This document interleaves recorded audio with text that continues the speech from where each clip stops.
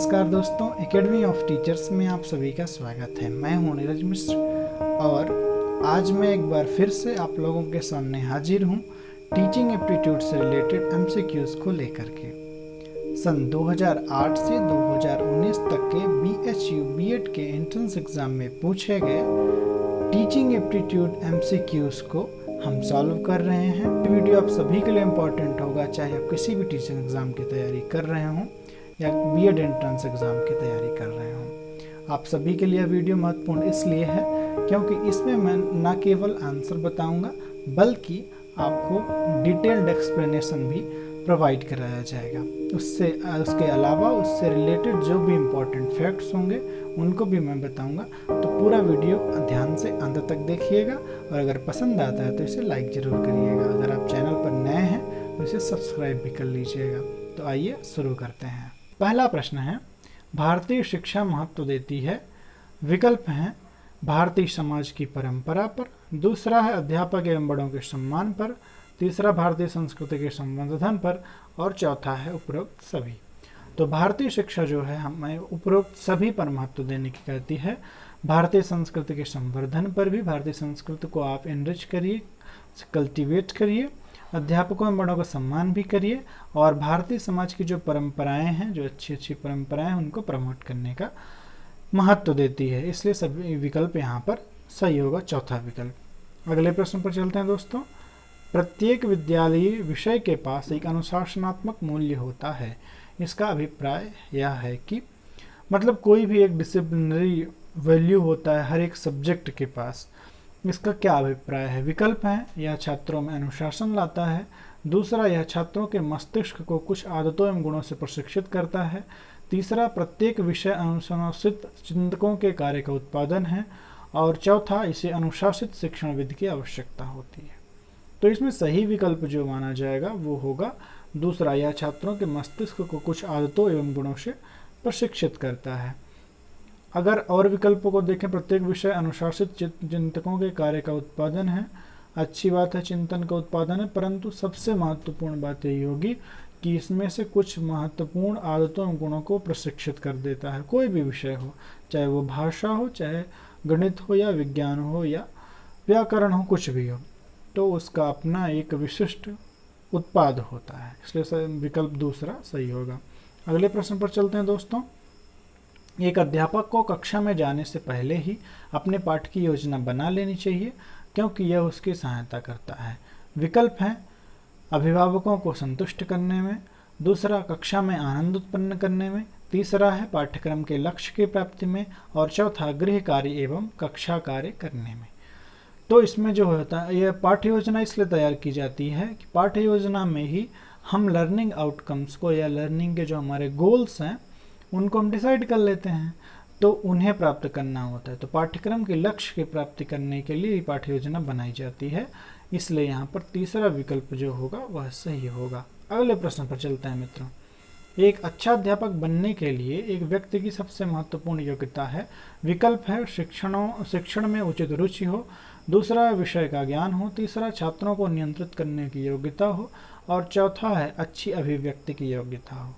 तो देखिए, एक अच्छा अध्यापक बनने के लिए ये दोनों गुण महत्वपूर्ण होंगे। शिक्षण में रुचि हो, विषय का ज्ञान भी हो, नियंत्रित करने की योग्यता भी हो, अच्छी अभिव्यक्ति की योग्यता। लेकिन सबसे महत्वपूर्ण बात ये होगी कि शिक्षण में उचित रुचि हो।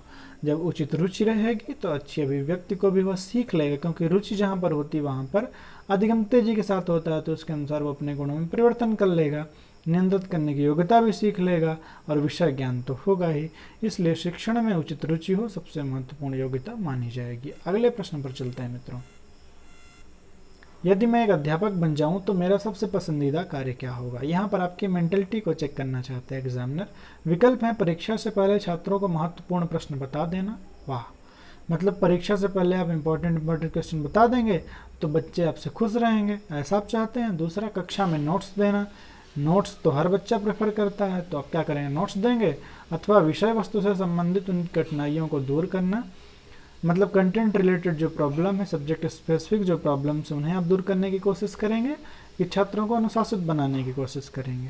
तो देखिए, शिक्षक जो होता है एक मोटिवेटर होता है, एक फैसिलिटेटर होता है। उसकी जो परेशानी है उनको दूर करने का काम टीचर का होता है। इसलिए बात ज़रूरी हो जाएगी कि विषय वस्तु से संबंधित उनकी कठिनाइयों को दूर करना यह सबसे पसंदीदा कार्य माना जाएगा। अगले प्रश्न पर चलते हैं मित्रों। अगर आपको ये प्रश्न अच्छे लग रहे हैं तो वीडियो को लाइक कर दीजिएगा और ऐसे ही इसे एंजॉय करते रहिए। अगले प्रश्न पर चलते हैं। यदि एक छात्र आपके प्रश्न का गलत उत्तर देता है तब आप विकल्प हैं उसे अपने पाठ को ठीक से न पढ़ने के लिए डांटेंगे। दूसरा, यह स्पष्ट करेंगे कि उसका उत्तर क्यों गलत है। तीसरा, गलत उत्तर पर ध्यान नहीं देंगे। और चौथा विकल्प है किसी दूसरे छात्र से उत्तर देने को कहेंगे और उसकी उपेक्षा करेंगे। देखिए दोस्तों, कभी भी हम जो है बच्चे के उत्तर की को अब उपेक्षा नहीं करेंगे, मतलब उसे इग्नोर नहीं करेंगे, इसलिए इसे हटा दीजिए। गलत उत्तर पर ध्यान नहीं देंगे, ये गलत बात है। गलत उत्तर बता रहा है, इसका मतलब कहीं ना कहीं फॉल्ट है, उसे दूर करने की जिम्मेदारी भी है, इसलिए ध्यान तो देना होगा। और पहले विकल्प को देखें, अगर उसे अपने पाठ को ठीक से न पढ़ने के लिए डांटेंगे, डांटना कोई विकल्प नहीं होता, उसे हमें प्यार से समझाना होगा कि बेटा तुम्हारी ये प्रॉब्लम यहाँ पर आ रही है, तुमको ऐसे नहीं ऐसे पढ़ना चाहिए। तो ये भी गलत हो जाएगा। अब देखते हैं, यह स्पष्ट करेंगे कि उसका उत्तर क्यों गलत है। हाँ, यही सबसे अच्छा तरीका है। यद्यपि यहाँ पर यह होता कि किसी छात्र से उत्तर देने को कहेंगे और उसकी अपेक्षा करने को अगर ना कहा गया होता तो हम लोग जो है इस उत्तर को सही मानते उसके बजाय। क्यों? क्योंकि जो क्वेश्चनिंग स्किल है, माइक्रो टीचिंग के दौरान जो स्किल सिखाई जाती हैं, तो क्वेश्चनिंग का जो स्किल है उसमें ये कहा गया है कि आप जो है अगर एक बच्चा नहीं बता पाता है तो उस क्वेश्चन को आप पास कर देंगे, तो दूसरा बच्चा बता देगा, तो पहले वाला जो गलत बताया वो ऑलरेडी समझ जाएगा कि हाँ मेरी गलती यहाँ पर थी। लेकिन यहाँ पर उपेक्षा करने की बात कह दी गई, इसलिए हम दूसरा विकल्प को सही मानकर चलेंगे। अगले प्रश्न पर चलते हैं दोस्तों। आप कक्षा में एक पाठ पढ़ा रहे हैं और एक छात्र पाठ से असंबंधित प्रश्न करता है। असंबंधित मतलब पाठ से अलग प्रश्न करता है, आप क्या करेंगे? ये बहुत बड़ा समस्या होती है।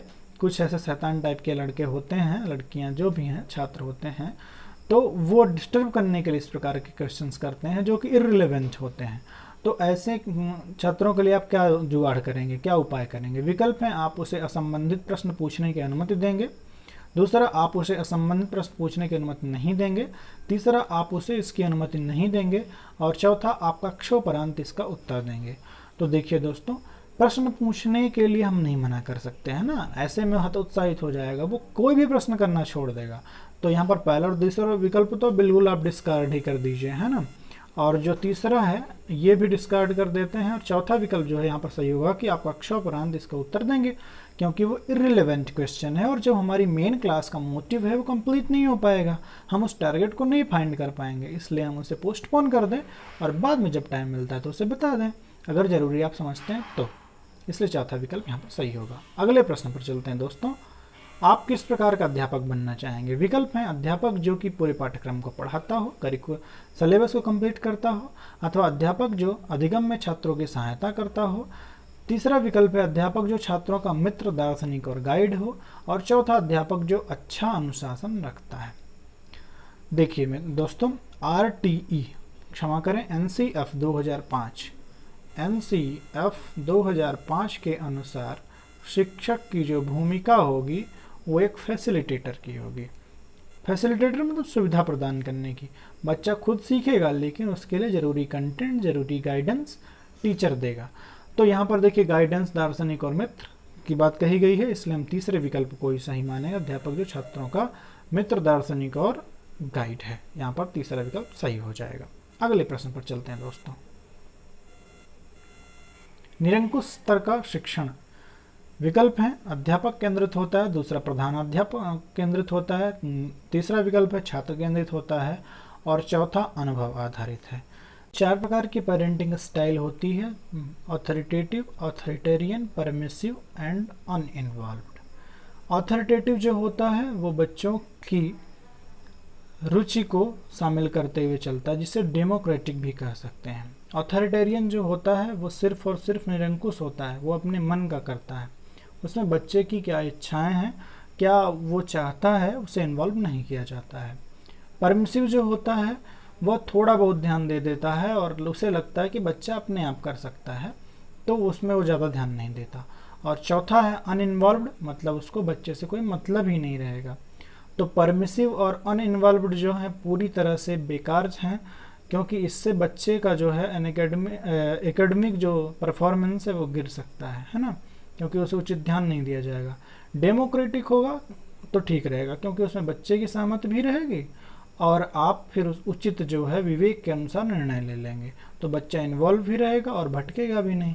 इसलिए डेमोक्रेटिक या ऑथोरिटेटिव जो लेवल की टीचिंग होगी वो बेस्ट होगी। यहाँ पर विकल्प के अनुसार हमारा जो है सही विकल्प हो जाएगा अध्यापक केंद्रित होता है। अगले प्रश्न पर चलते हैं दोस्तों।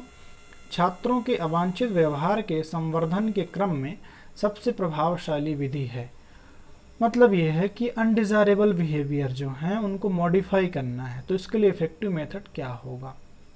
विकल्प हैं अवांछित व्यवहार के कारणों का पता लगाकर उसका उपचार प्रदान करना, दूसरा है अभिभावकों को सूचित करना, तीसरा छात्र को दंड देना और चौथा है उसकी उपेक्षा करना। तो इसमें जो उचित विकल्प हो जाएगा अवांछित व्यवहार के कारणों का पता लगाकर उसका उपचार प्रदान करना। क्यों? क्योंकि हमें जो है पता लगाना होगा कि ऐसे अनडिजायरेबल बिहेवियर आखिर आए कहाँ से, फॉल्ट कहाँ हो रहा है, और उसके अनुसार उसे रेमेडी दी जाएगी। इसलिए यहाँ पर पहला विकल्प होगा। अभिभावकों को सूचित करने से काम नहीं होगा, क्योंकि हो सकता है आपकी टीचिंग स्टाइल में गड़बड़ी हो, आपका टीचिंग मेथड गड़बड़ हो, तो वहाँ पर आपको आपकी जिम्मेदारी बनती है कि आप उसे डायग्नोस करिए और उसके लिए रेमेडी दीजिए। इसलिए पहला विकल्प सही होगा। उम्मीद है दोस्तों आज का वीडियो आप लोगों को अच्छा लगा होगा, हेल्पफुल लगा होगा। अगर ये हेल्पफुल लगा, अच्छा लगा तो इसे लाइक करिए, दोस्तों के बीच भी शेयर करिए, और अगर आप अभी तक चैनल पर नए हैं तो इसे सब्सक्राइब जरूर कर लीजिएगा, क्योंकि हम डेली बेसिस पर इसमें नए नए अपडेट करते हैं। मींस हम डेली बेसिस पर इसमें वीडियो अपलोड करते हैं, सो दैट आप किसी भी वीडियो को मिस ना करें, आपको सर्च ना करना पड़े। आप हमारे टेलीग्राम चैनल से भी जुड़ सकते हैं, जिसका लिंक आपको डिस्क्रिप्शन में अवेलेबल होगा।